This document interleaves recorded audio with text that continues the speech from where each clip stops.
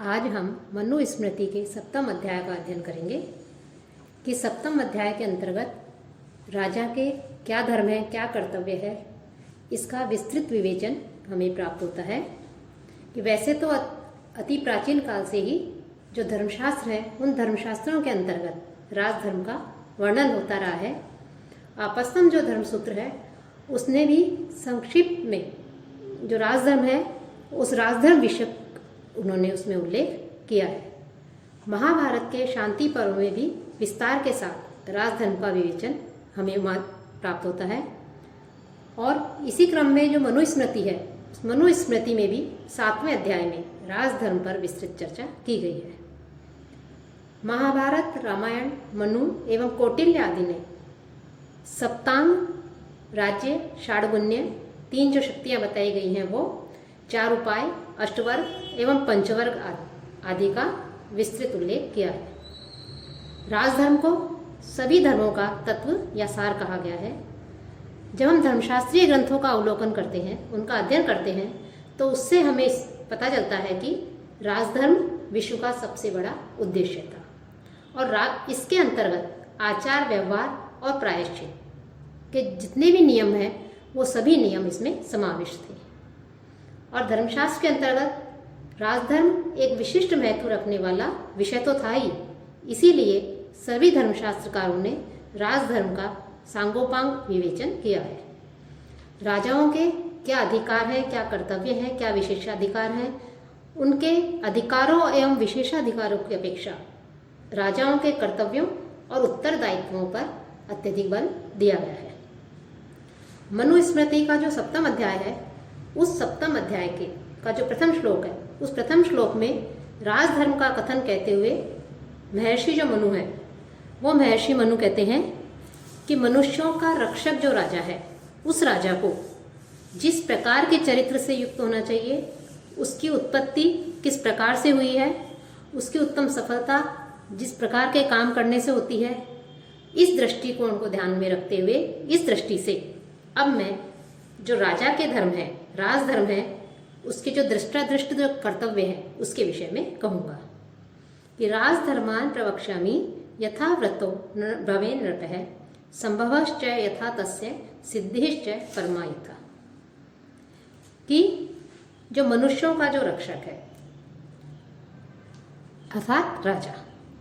अभिषिक्त जो राजा है, उस राजा के आचार, उत्पत्ति तथा इस लोक और परलोक में होने वाली जो उत्तम सफलता है, वो सफलता होवे। इस प्रकार से उत्तम सफलता जिस प्रकार से काम करने से होती है, उस दृष्टि को ध्यान में रखते हुए अब मैं राजधर्म के विषय में विवेचन करूंगा कि ब्राह्मणं प्राप्तेन संस्कारं क्षत्रियेण यथा विधि सर्वस्य अस्य यथा न्यायं कर्तव्यं परिरक्षणम्। कि ब्रह्म अथवा वेद, कि वेद से में जो बताया गया है, वेद को प्राप्त तथा उपनयन संस्कार से युक्त, जिसका उपनयन संस्कार हो चुका है, ऐसे जो क्षत्रिय है, वो क्षत्रिय को यथा विधि कि शास्त्र के विधान के अनुसार, कि शास्त्रों में जैसा बताया गया है, शास्त्रानुसार इस संपूर्ण लोक का और जो न्याय है, उस न्याय से सभी ओर से जो है रक्षा करनी चाहिए। अर्थात यहाँ जो महर्षि मनु हैं वो कह रहे हैं कि शास्त्रानुसार वेदों में का अध्ययन किए हुए उपनयन संस्कार से संपन्न जो क्षत्रिय है, उस क्षत्रिय को शास्त्र के विधान के अनुसार, कि जैसा शास्त्रों में बताया गया है, उस विधान के अनुसार न्यायपूर्वक अपने राज्य में रहने वाली जो प्रजा है, उस प्रजा का अर्थात अपने शासन क्षेत्र के स्थावर जंगम प्राणी जो हैं, भूमि, जल, वायु इत्यादि संपूर्ण जगत आ जाते हैं इसके अंतर्गत, अपने राज्य के अंतर्गत। तो ऐसे संपूर्ण जगत का जो न्यायपूर्वक राजा जो है, सब प्रकार से राजा को उस प्रजा की रक्षा करनी चाहिए। कि यहाँ पर क्षत्रिय का ही मुख्य रूप से प्रमुख जो कर्तव्य बताया गया है, मुख्यतः जो उसका कर्तव्य है वो है प्रजापालन। कि क्षत्रिय का मुख्य कर्तव्य प्रजापालन है। लेकिन आपत्ति काल में ब्राह्मण भी क्षत्रिय और वैश्य वृत्ति कर सकता है। इस प्रकार से इसी विषय में आगे बताते हुए महर्षि जो मनु है वो मनु कहते हैं कि जो राजा है उस राजा के नहीं होने पर अर्थात राजा से रहित यह जो लोक है, यह लोग डर के कारण बलवानों, किसके डर से कि जो पराक्रमी है, बलवान है, उन बलवानों के डर से जो प्रजा है उस प्रजा के इधर उधर भागने पर अर्थात सभी बलवानों से डर करके, और जहाँ की राजा नहीं है, राजा से रहित इस संसार में बलवान जो व्यक्ति है उस बलवान व्यक्ति से डर करके सभी और भागने वाले, इधर उधर भागने वाले और परवश होने पर इस समस्त जो जगत की रक्षा के लिए अर्थात वो परवश हो जाते हैं बिना राजा के जो प्रजा है वो, तो संपूर्ण जो चराचर है उस संपूर्ण चराचर जगत की रक्षा करने के लिए जो ईश्वर है उन्होंने राजा की सृष्टि की। अर्थात राजा की सृष्टि क्यों की, इसका उत्तर महर्षि मनु दे रहे हैं कि क्यों बिना राजा के जितने भी ये जो संपूर्ण जो चराचर जगत है, जितने भी लोग हैं वो सभी ये संपूर्ण जगत जो है वो इधर उधर डर के कारण, बलवानों से डर करके, भयभीत होकर के जो है भागने लगता है। तो उनकी रक्षा के लिए, संपूर्ण चराचर जगत की रक्षा के लिए जो ईश्वर है अर्थात जो ब्रह्मा है, उन ब्रह्मा ने राजा को उत्पन्न किया। अब राजा को उत्पन्न किया तो राजा की सृष्टि किस प्रकार से की, इसके लिए कह रहे हैं कि जो ईश्वर है उन्होंने इंद्र, वायु, यम, सूर्य, अग्नि, वरुण, चंद्रमा और जो कुबेर है उसका सारभूत नित्य अंश लेकर के जो है राजा की सृष्टि की। कि इंद्र के, वायु के, यम के, सूर्य के, अग्नि के, वरुण, चंद्रमा और कुबेर के भी जो नित्य अंश है, उन अंशों को लेकर के जो ब्रह्मा है, जो ईश्वर है, उन्होंने राजा की सृष्टि की, राजा की रचना की, उसकी उत्पत्ति की। और चूंकि राजा जो है वो इंद्र आदि सब देवों के नित्य अंश से रचे गए हैं, अर्थात जो श्रेष्ठ देवता है इंद्र आदि, इन श्रेष्ठ देवताओं के अंशों से मनुष्यों की रक्षा करने वाला जो राजा है, उस राजा को ईश्वर ने सृजित किया है, ईश्वर को ने बनाया है, उसकी रचना की है। इस कारण से राजा जो है वो उस राजा के तेज जो है, यह राजा अपने तेज से सभी प्राणियों जो हैं उन प्राणियों को अभिभूत कर सकता है। तो इस प्रकार से चूंकि राजा के अंदर सभी देवों का अंश है, इसलिए वो भी पराक्रमी है और वीर है। इसके पश्चात महर्षि मनु राजा की प्रशंसा करते हुए कहते हैं कि राजा देखने वालों के नेत्र और जो मन है उस मन को सूर्य के समान संतप्त करता है, तापित करता है। और पृथ्वी तल पर कोई भी इसे देखने में समर्थ नहीं हो सकता कि राजा जो है उस राजा को सीधा जो है उसके नेत्रों में देखने में कोई भी एक तरह से समर्थ नहीं हो सकता, क्योंकि राजा जो है यह अपनी शक्ति से, अपने प्रभाव से अग्नि रूप है, वायु रूप है, सूर्य रूप है, चंद्र रूप है, धर्मराज अर्थात यम का रूप है, कुबेर रूप है, और साक्षात जो है कह सकते हैं कि राजा जो है वो चंद्र का भी रूप है।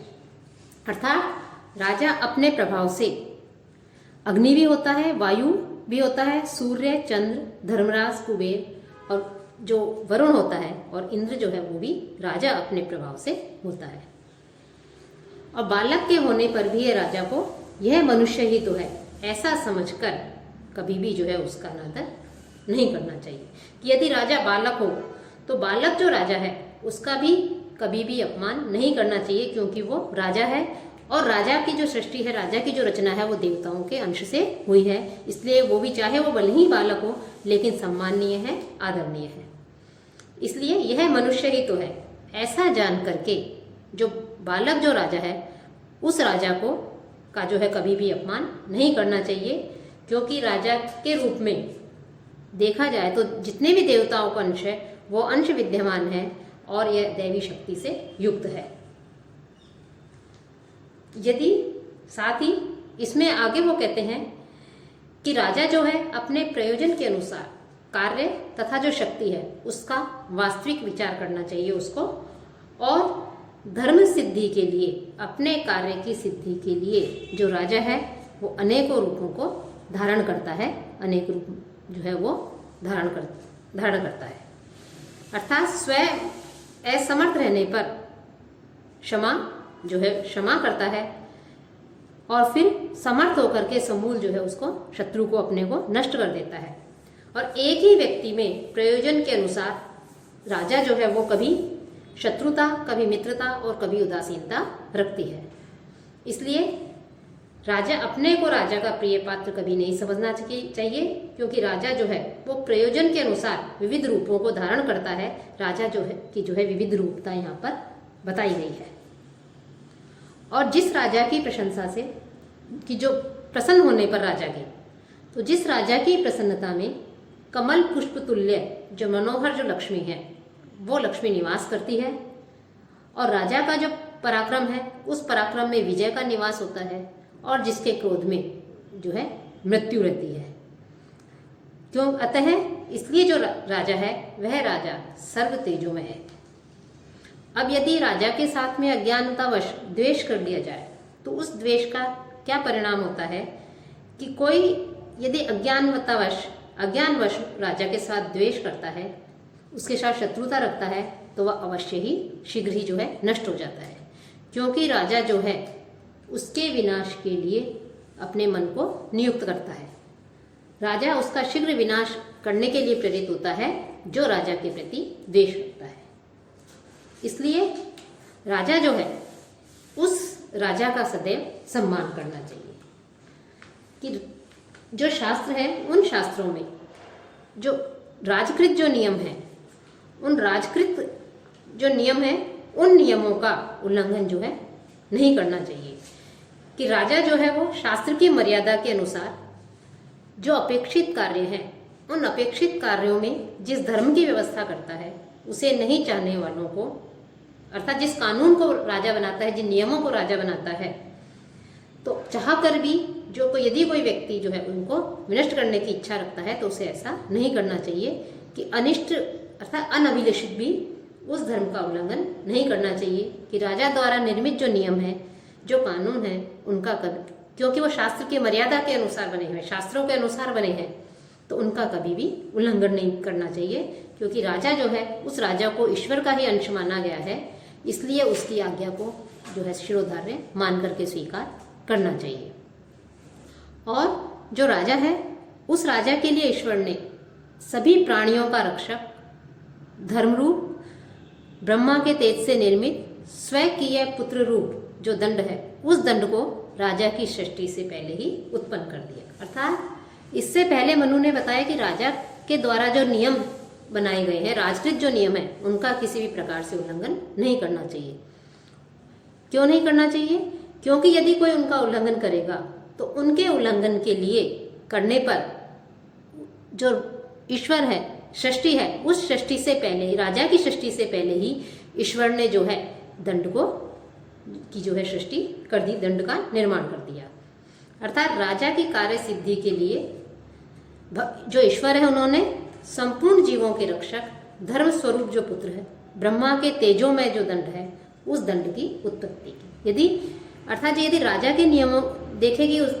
राज्य के जो नियम है, जिन नियमों को बनाया गया है, उन नियमों जो धर्म सम्मत है, शास्त्र सम्मत है, उन नियमों का यदि उल्लंघन होता है, उन नियमों को यदि तोड़ा जाता है, तो इसके लिए जो है ब्रह्मा ने जो दंड की सृष्टि की है तेजों में, उस दंड को जो है राजा उस लोगों को दंडित करने के लिए अपने काम में ले सकता है। और दंड, क्योंकि जो दंड है, दंड के भय से ही सभी स्थावर और जो जंगम प्राणी हैं वो अपने अपने कर्म फलादि के जो भोग हैं उस भोग में समर्थ होते हैं, और जो अपना जो धर्म है उस धर्म से कभी भी विचलित नहीं होते। दंड ही जो है वही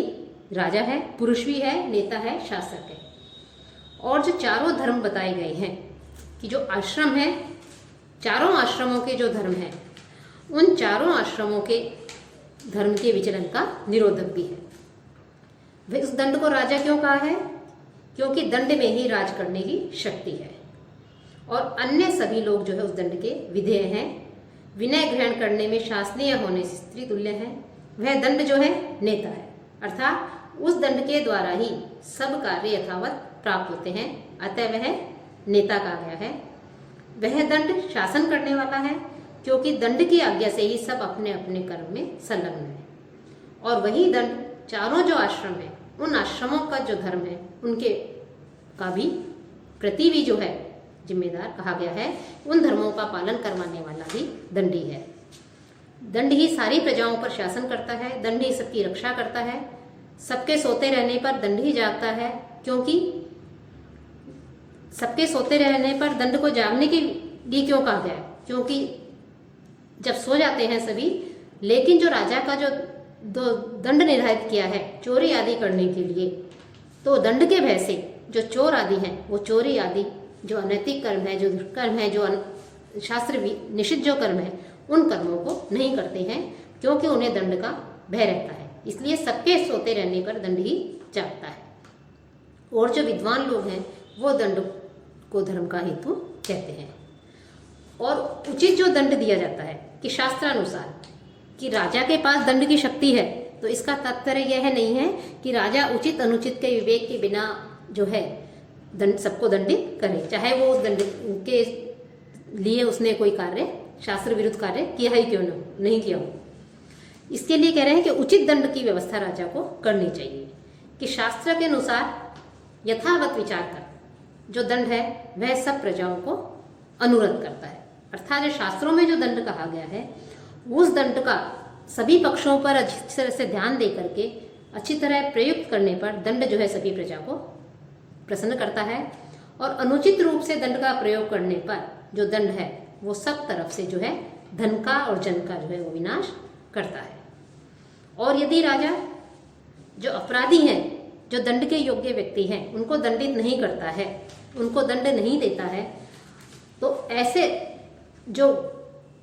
दंड नहीं देने पर कहे कि दंड का प्रयोग नहीं करता है, तो जो बलवान लोग हैं वो बलवान लोग दुर्बलों को, मनुष्यों को जो है पीड़ित करते हैं। किस प्रकार से? जैसे मछलियों को लोहे की जो छड़ होती है, शलाखा होती है, उस पर रख करके जो है पकाया जाता है, उसी प्रकार से जो दुष्ट प्रवृत्ति वाले व्यक्ति हैं, वो जो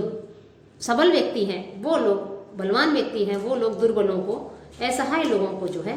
प्रताड़ित करते हैं, पीड़ित करते हैं। इसलिए राजा के लिए दंड की व्यवस्था की गई है। राजा को दंड देना आवश्यक है, लेकिन शास्त्र में जो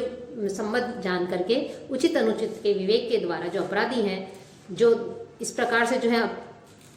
अनाचार करने वाले हैं, दुराचार करने वाले हैं, उनके लिए यह दंड की व्यवस्था बताई गई है। और यदि लोग राजा जो है अपराधियों के प्रति दंड का प्रयोग नहीं करता है, तो उसके भी जो है वहाँ पर यहाँ पर निंदा की गई है कि यदि राजा जो अपराधी हैं, अन्याय करने वाले हैं, दंडनीय जो लोग हैं, उनको यदि राजा दंड नहीं देता, तो जो कह रहे हैं कि वो जो राजा है वो कौवा, कुत्ता आदि जो है वो और इस प्रकार का जो है योनि को प्राप्त करता है, और किसी भी वस्तु पर उसका स्वामित्व नहीं रहता है, और चरित्र से भी जो है वो हीन हो जाता है। और ऐसी स्थिति जो है कह रहे हैं कि इस प्रकार की स्थिति जो है वो राजा की हो जाती है। इसलिए जो दंड है उस दंड की प्रशंसा जो है महर्षि मनु ने की गई है कि सर्वो दंड जितो लोको दुर्लभो ही शुचि ही नर है दंडस्य ही भयात सर्वम जगत भोगाय कल्पते, कि सब लोग जो है वो दंड से जीते हैं। अर्थात दंड के भय से ही सभी लोग जो है वो लोग नियमित होकर के अपने अपने कार्यों में संलग्न होते हैं, और बिना दंड के स्वभाव से ही शुद्ध मनुष्य जो है वो दुर्लभ है। कि शुद्ध मन से सन्मार्ग पर चलने वाला मनुष्य जो है वो अत्यधिक दुर्लभ है, क्योंकि सभी लोग दंड के वशीभूत होते हैं, दंड के वश में होते हैं। दंडित होने के डर से जो है वो जो है शास्त्र सम्मत कार्यों को करते हैं, और जो दुराचार हैं उन दुराचारों को करने से भयभीत होते हैं, डरते हैं। और दंड के भय से ही ये जो समस्त संसार है ये है अपने अपने धन आदि को भोगने के लिए समर्थ होता है। और देवता, दानव, गंधर्व, राक्षस, पक्षी, सर्प इत्यादि जो भी हैं वे भी दंड से ही व्यवस्थापित होने पर ही अपने अपने जो भोग हैं उन भोगों को प्राप्त करने में समर्थ होते हैं। साथ ही इन्होंने जो दंड का प्रयोग करने वाला राजा है उस राजा को कैसा होना चाहिए उसके लिए महर्षि मनु कहते हैं कि दंड का 26वें श्लोक में महर्षि मनु कहते हैं कि दंड का प्रयोग करने वाला राजा जो है उसे स्वयं को भी सत्यवादी, उचित अनुचित का विचार करने वाला, विवेक करने वाला, सभी ओर देख करके काम करने वाला, बुद्धिमान, धर्म और जो काम है उन धर्म और कामों के विषय में विशेषज्ञ जो राजा है उस राजा को ही जो है दंड का प्रयोग करना चाहिए। अर्थात ऋषि लोग हैं, जो महर्षि हैं, मनु आदि महर्षि हैं, उन्होंने दंड का प्रयोग करने में योग्य राजा किसे कहा गया है कि सत्य बोलने वाला और उचित अनुचित का ध्यान रख करके काम करने वाला, सत्यवादी, विचार करने वाला, बुद्धिमान, धर्म अर्थ को जान करके जो है उस धर्म अर्थ के जो विषय हैं, जो उन विषयों में विशेषज्ञ, उसको जानने वाला जो राजा है वो ही राजा जो है दंड का प्रयोग करने के योग्य है। और उस दंड का यथा योग्य प्रयोग करता हुआ राजा त्रिवर्ग से युक्त होता है और त्रिवर्ग के अंतर्गत धर्म, अर्थ और काम आते हैं। और इससे विपरीत विषयाभिलाषी, क्रोधी, शूद्र अर्थात नीच स्वभाव से बिना विचारे किए दंड का प्रयोग करने वाला राजा जो है वो दंड के द्वारा ही जो है उसकी मृत्यु होती है अर्थात नष्ट होता है। कि दंड का ठीक से जो राजा प्रयोग करता है वह राजा तो त्रिवर्ग की प्राप्ति करता है। जो तीन जो पुरुषार्थ बताए गए हैं, धर्म, अर्थ, काम, इन तीनों पुरुषार्थों की प्राप्ति से समृद्ध होता है और अपनी कामना को ही प्रधानता देने वाला, शास्त्रों में जो नियम बताए गए हैं उन नियमों को नहीं मानने वाला और किसी के प्रति जो है पक्षपात रखने वाला, बिना गंभीर विचार के दंड का प्रयोग करने वाला राजा शीघ्र ही जो है अमात्य, सुरहित, प्रजा इत्यादि के प्रकोप के कारण, के क्रोध के कारण जो है वो नष्ट हो जाता है, जो है मृत्यु को प्राप्त हो जाता है। यह दंड बहुत ही बड़ा तेज है, उसको विषय ज्ञान से और समुचित भावना से, सुपरिष्कृत बुद्धि से रहित पुरुषों से ठीक प्रकार से प्रयोग में लाना अत्यधिक कठिन है। दंड जो है वो स्वधर्म से विचलित जो राजा है उस राजा को और उसके जो बांधव है उन बांधवों को भी नष्ट कर देता है। दंड जो है वो दंड के विषय में ही अत्यधिक जो वर्णन किया गया है, इसके लिए कह रहे हैं कि अर्थ, शौच आदि जो बताए गए हैं उन अर्थ, शौच आदि से युक्त, अपनी प्रतिज्ञा की पालना करने वाले, शास्त्र के अनुसार व्यवहार करने वाले, योग्य सहायकों से युक्त और शास्त्र परिष्कृत बुद्धि वाले जो पुरुष हैं उस पुरुष से ही दंड ठीक प्रकार से जो है प्रयुक्त किया जा सकता है। अर्थात धनादि के विषय में शुद्ध, सत्य प्रतिज्ञ, शास्त्र अनुसार व्यवहार करने वाला, अच्छे सहायकों वाला और बुद्धिमान राजा जो है उसके द्वारा ही दंड का प्रयोग किया जा सकता है। अब दंड प्रयोग का प्रकार बताते हुए कह रहे हैं कि अपने राज्य में राजा जो है वो न्याय अनुसार दंड प्रयोग करे, शत्रुओं के देश में कठोर दंड का प्रयोग करे और स्वाभाविक मित्रों में सरल व्यवहार करे। अर्थात छोटे अपराध करने पर जो है वो जो ब्राह्मण आदि हैं उन ब्राह्मण आदि को जो है क्षमा कर सकता है, उनके प्रति क्षमा की भावना वो रखने वाला हो। और इस प्रकार से जो न्याय करने वाला, व्यवहार न्याय से दंड प्रयोग करने वाला जो राजा है वो शिलोच्छ वृत्ति से भी जीविका करने वाले, अर्थात ऐश्वर्यहीन भी राजा का यश जो है वो, अर्थात इस प्रकार के चरित्र से जो राजा युक्त होता है, व्यवहार न्याय से दंड का प्रयोग करने वाला जो राजा है वो राजा बहुत अल्प साधनों से जीवन निर्वाह करने वाले राजा का भी जो यश है वो पानी में जैसे तेल की बूंद तैरने लगती है, उसी प्रकार ऐसे राजा का यश जो है, उसकी कीर्ति, उसकी महिमा जो है लोक में फैल जाती है। इस संसार में उसकी कीर्ति जो है गुणगान होता है। और इससे विपरीत चरित्र से युक्त, मन को वश में नहीं रखने वाले जो राजा का यश है वो तो पानी में घी की बूंद की तरह लोक में जो है वो सिकुड़ जाता है। और अपने अपने धर्म में संलग्न सभी वर्ण और कि ब्राह्मणों को, जो ब्राह्मण आदि वर्ण हैं, उन ब्राह्मण आदि जो वर्णों की और जो 4 आश्रम बताए गए हैं उन आश्रमों की रक्षा करने वाला कौन है? राजा है। तो इसलिए राजा को ब्रह्मा ने क्यों बनाया कि ब्रह्मा ने राजा की जो है सृष्टि इस तरह से, क्योंकि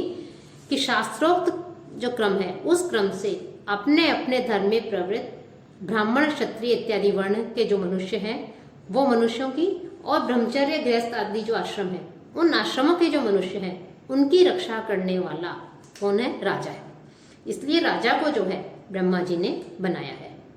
और प्रजा की रक्षा में संलग्न राजा से अपने जो भृत्य हैं, सेवक आदि हैं, अपने अपने अधीनस्थ जामत्य आदि हैं, उनके साथ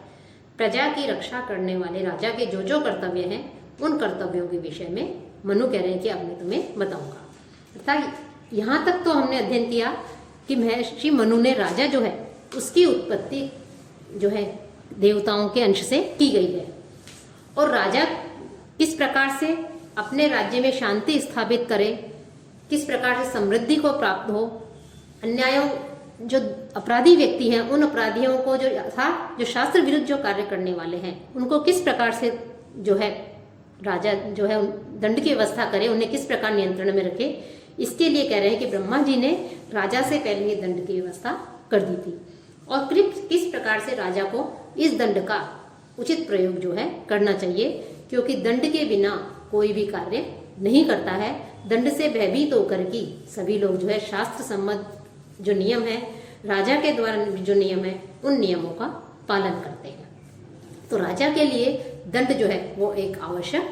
बताया गया है कि राजा को इस प्रकार से उस दंड का प्रयोग किस प्रकार से करना चाहिए। अब इसके पश्चात राजा के क्या कर्तव्य हैं, तो दंड के विषय में महर्षि मनु ने विस्तार से उल्लेख किया। अब इसके पश्चात महर्षि मनु जो है वो कह रहे हैं कि राजा जो है उस राजा के क्या कर्तव्य हैं, राजा का किस प्रकार से जो है प्रजा की रक्षा करनी चाहिए, किस प्रकार के उसके कर्तव्य हैं, उसके विषय में जो है अब मैं आप लोगों को बताऊंगा।